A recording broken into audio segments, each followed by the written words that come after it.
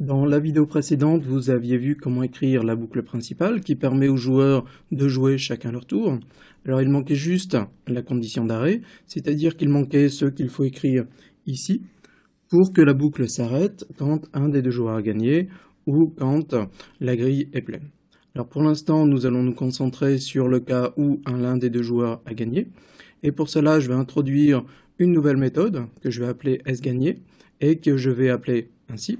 Je vais mettre la valeur de retour de ma méthode sGagné dans une variable que j'ai appelée gagné et qui sera de type booléen. Ma méthode sGagné a besoin de la grille pour pouvoir fonctionner et de la couleur du joueur qui vient de jouer. Alors il faut que je déclare ma variable gagné et il faut que je la déclare avant la boucle puisque je vais m'en servir dans la condition d'arrêt de la boucle. Donc elle est donc de type booléen et je peux maintenant m'en servir pour définir la condition d'arrêt, et on va répéter la boucle tant que le joueur n'a pas gagné. Il nous faut donc écrire cette méthode sGagné, ce qui est sans doute la partie la plus difficile de notre programme. Alors il y a plusieurs façons d'écrire cette méthode sGagné, et nous vous proposons la stratégie suivante. Nous allons parcourir la grille ligne par ligne et colonne par colonne, jusqu'à trouver un pion de la couleur du joueur qui vient de jouer. Disons par exemple que c'est le joueur rouge qui vient de jouer et que l'on trouve ce pion-ci. Nous allons partir de ce pion et parcourir la grille dans plusieurs directions, horizontalement, verticalement et en diagonale, pour compter combien il y a de pions à partir de ce pion-ci qui sont de la même couleur. Si par exemple on considère cette direction-ci, on arrive à compter 1, 2, 3, 4 pions rouges, et donc on sait que le joueur a gagné. Si en revanche on a parcouru toute la grille et qu'on a toujours compté moins que 4 pions, on sait que le joueur n'a pas gagné. On peut en fait remarquer qu'on n'est pas obligé de considérer toutes les directions, et en fait nous allons nous contenter de compter les pions dans 4 directions seulement, et nous allons choisir par exemple vers le haut et la droite, vers la droite, vers le bas et la droite, et vers le bas. Alors pourquoi on peut se contenter de considérer ces 4 directions? J'ai dit que nous allions parcourir la grille ligne par ligne et colonne par colonne. Supposons encore une fois que c'est le joueur rouge qui vient de jouer. Le premier pion que nous allons trouver est celui-ci. Nous allons compter tout d'abord les pions dans cette direction-ci. Nous allons compter qu'un seul pion, celui-ci. Même chose pour cette direction-ci et cette direction-ci. Il n'y a qu'un seul pion dans ces 3 directions. Dans cette direction-ci, il y a 2 pions. Ce n'est pas suffisant pour gagner. Et nous allons continuer à parcourir la grille. Le prochain pion rouge que nous allons trouver est celui-ci. Dans cette direction-ci et cette direction-ci, nous allons compter que 2 pions. Ce n'est pas suffisant pour gagner. Dans cette direction-ci et cette direction-ci, nous allons compter qu'un seul pion, ce n'est toujours pas suffisant pour gagner. Donc, nous allons continuer à parcourir la grille jusqu'à atteindre ce pion-ci. Nous allons compter les pions dans cette direction-ci, et nous allons compter cette fois 1, 2, 3, 4 pions, et on sait que le joueur rouge a gagné. Pour trouver que le joueur rouge vient aligner ces 4 pions, on peut donc soit partir de ce pion-ci et aller dans cette direction-ci, soit partir de ce pion-là et aller dans cette direction-là. On n'est donc pas obligé de considérer ces 2 directions, on peut se contenter d'une seule, et c'est la même chose pour les 6 autres directions. On va regarder uniquement dans cette direction-ci et pas dans cette direction-ci, dans cette direction-ci et pas celle-ci, dans cette direction-ci et pas celle-ci. Il nous reste donc que 4 directions à considérer. Il nous faut donc maintenant coder cette stratégie en écrivant la méthode sGagné. Alors je vous rappelle qu'on va appeler la méthode sGagné par exemple de la façon suivante, c'est-à-dire qu'on va mettre la valeur de retour de la méthode sGagné dans une variable de type booléen et que la méthode va attendre une grille et la couleur du joueur qui vient de jouer en paramètre. L'entête de la méthode sera donc tout simplement celui-ci. Notre stratégie consiste à parcourir la grille. Ce qu'on va faire à l'aide de deux boucles for. Et comme on a besoin des coordonnées du pion, on va utiliser deux boucles for classiques qui vont s'écrire de la façon suivante. Les variables ligne et colonne vont donc contenir les coordonnées du pion à partir duquel on va compter le nombre de pions alignés. Et pour simplifier un peu l'écriture du code, je vais introduire une variable locale que je vais appeler couleur-case pour contenir la couleur de ce pion, qui est grille, ligne, colonne. Si la couleur de la case est la même que celle du joueur qui vient de jouer, alors il faut que je compte les pions dans les 4 directions qui nous intéressent. Alors comme c'est un peu compliqué de compter les pions, eh bien je vais introduire une méthode que je vais simplement appeler compte et qui va faire cette tâche. De quels arguments la méthode compte a-t-elle besoin?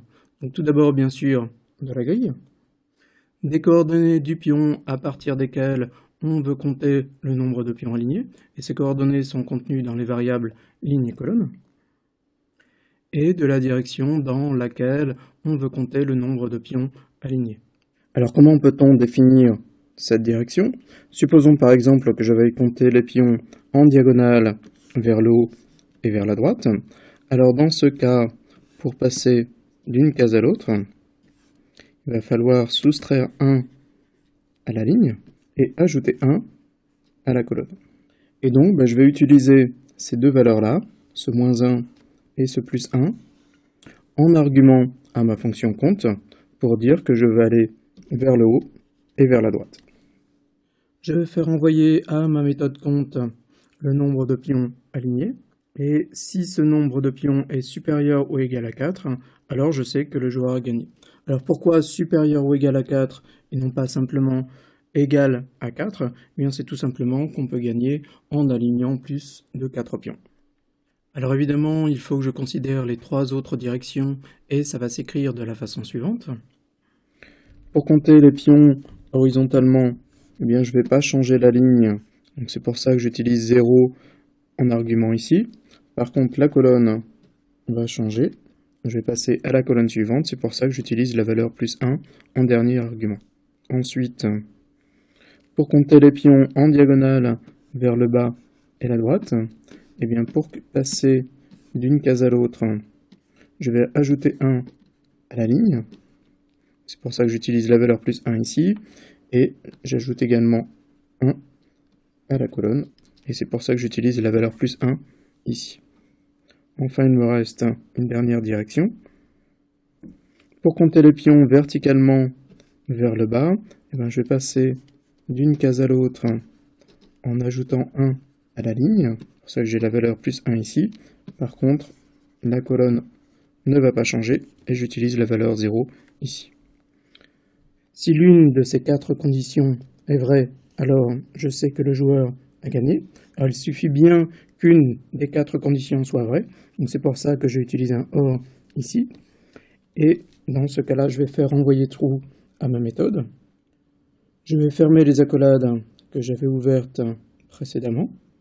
Et si j'arrive à ce stade de ma méthode, eh bien c'est que je ne suis jamais passé par ici. C'est-à-dire que je n'ai jamais trouvé au moins 4 pions d'alignés, et je sais que dans ce cas-là, le joueur n'a pas encore gagné. Donc je vais faire renvoyer false à ma méthode. Et en bon programmeur, je vais ajouter des commentaires pour expliquer les points un peu difficiles du corps de ma méthode. Mais évidemment, il faut encore écrire la méthode compte. Alors je vous rappelle qu'on va appeler la méthode compte, par exemple, de cette façon-ci. C'est-à-dire que la méthode va renvoyer un nombre de pions. Donc c'est pour ça que je vais utiliser le type int pour définir le type de la valeur de résultat de la méthode. Le premier paramètre est donc la grille. Les 2 paramètres suivants sont la ligne et la colonne du pion à partir duquel on veut compter. Ils sont tous les deux de type int. Et les 2 derniers paramètres sont les directions pour la ligne et la colonne, que je vais appeler dire ligne et dire colonne, puisqu'ils sont de même nature et que l'un fait référence à la ligne et l'autre à la colonne. Je vais déclarer une variable compteur initialisée à 0 pour compter le nombre de pions alignés. Que doit faire la méthode compte exactement? Eh bien, elle doit partir de la ligne départ, colonne départ, et elle doit parcourir la grille dans la direction donnée, en partant de ligne départ, colonne départ, tant qu'on trouve des pions qui sont de la même couleur que le pion qui est en ligne départ, colonne départ. Alors comment on va faire ça? Eh bien, on va utiliser deux variables que je vais appeler ligne et colonne, qu'on va initialiser respectivement à ligne départ et colonne départ. Et pour passer d'une case à l'autre, eh bien, à chaque tour de boucle, on va ajouter à ligne la valeur de dire ligne et à colonne la valeur de dire colonne. Comme on va parcourir la grille tant qu'on trouve des pions de la même couleur que le pion qui est en ligne départ, colonne départ, eh bien on va utiliser une boucle while, et à chaque tour de la boucle while, eh bien on aura trouvé un nouveau pion de la même couleur, et on va incrémenter la variable compteur. Comment tout cela va-t-il s'écrire? Eh bien on va commencer par déclarer les variables ligne et colonne, initialiser donc à ligne départ et colonne départ. On va donc utiliser une boucle while dont la condition d'arrêt dépend de la couleur du pion en ligne, colonne, et on va continuer tant que la couleur de ce pion est la même que la couleur du pion qui est en ligne départ, colonne départ. À chaque tour de boucle, on va donc incrémenter la variable compteur puisqu'on a trouvé un nouveau pion de la même couleur que le premier, et puis on va ajouter dire ligne et dire colonne à ligne et colonne. Notez au passage que j'ai ajouté des espaces ici et ici pour aligner les signes égal et plus sur ces deux lignes. Ça rend le code plus clair et ça met en évidence que les variables ligne et colonne sont de même nature.